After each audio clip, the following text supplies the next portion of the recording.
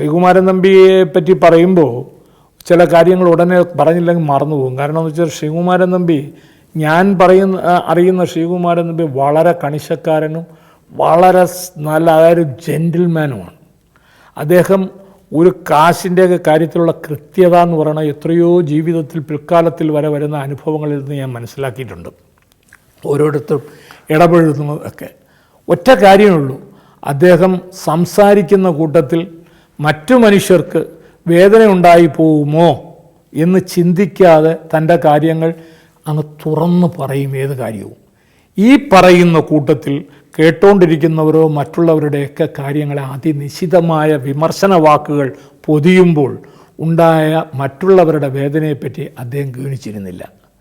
എനിക്ക് തോന്നുന്നു ശ്രീകുമാരൻ തമ്പിയുടെ ജീവിതത്തിലെ ഏറ്റവും വലിയ ഒരു കുറവായ ഒരു ഭാഗം എന്ന് പറയുന്നത് ഇങ്ങനെ സംസാരിച്ചിട്ട് ഉണ്ടാക്കിയിട്ടുള്ള അദ്ദേഹത്തിൻ്റെ നാവിൻ്റെ പിശകാണ് അദ്ദേഹത്തിൻ്റെ ശത്രുവായി മാറിയിട്ടുണ്ടെന്നുള്ളതാണ്.